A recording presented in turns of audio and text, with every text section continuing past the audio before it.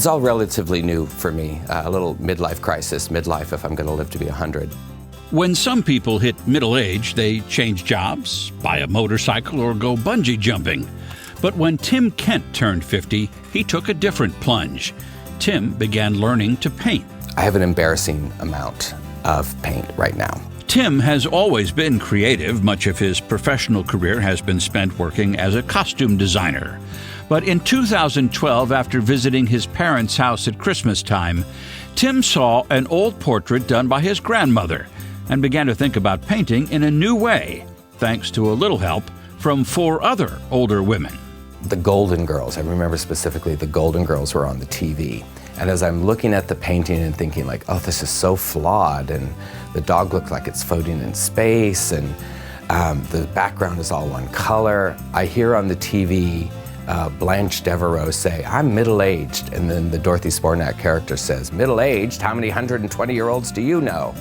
And then it hit me that I was running out of time, and I went and really looked at the painting. And then as I looked at it, there was just such joy in the process. There was so much joy in the brushstrokes, and yes, it was flawed, and there were things that I was thinking, oh, she could have done this better, and then I thought, who am I to talk, because I'm not even doing it.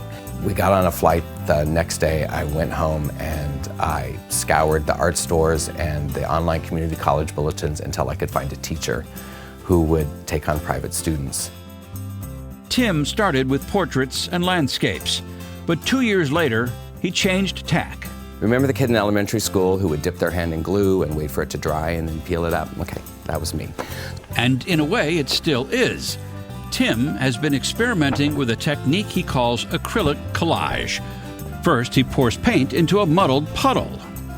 I use a lot of different acrylic mediums and binders mixed with paints and inks and whatever I can find. At one point in time, one of the nieces left some nail polish here. I mixed it in. And it makes its own sort of paint with its own properties. Then, when it dries, he peels it up and cuts it up to create his collages. It's a process he likens to quilting, using snippets of paint as the fabric. His first creations were mostly abstracts. Some of the paintings can be 14, 15 layers of stuff before it gets to the point that I like it. Some of them will never leave the basement. Some of them will never see the light of day because the process doesn't work, or in the case of the nail polish, never dried. It's fun, it's constant experimenting, and it keeps it fresh. But while Tim was working on perfecting his pouring technique, he also turned to a different kind of subject, first for his traditional paintings and now the collages. Teachers constantly tell you paint what you see, not what you think you see.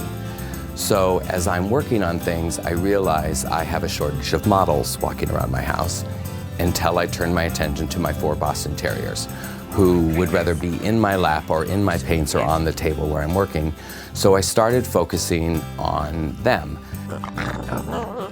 As dog breeds go, Boston Terriers have very bright, expressive eyes. They have big, fun tongues, and they're sweet, good-natured dogs. That's my baby. I like to think there's a sense of whimsy with my dog portraits. I'm not trying to capture Fido sitting at attention. I'm trying to capture the moment the dog trying to steal the treat off the table, or the look of excitement when they realize they're going for a walk. Tim's Boston Terrier portraits have proven so popular on both the art show circuit and online, he's planning to start painting other breeds as well. If nothing else, Tim Kent's experience proves midlife doesn't have to be a crisis, and that going to the dogs can be a good thing. They're fun. I think they end up looking fun. They're fun to do. I have a tendency to paint the eyes first so that I can talk to the painting the whole time I'm doing it. They're alive.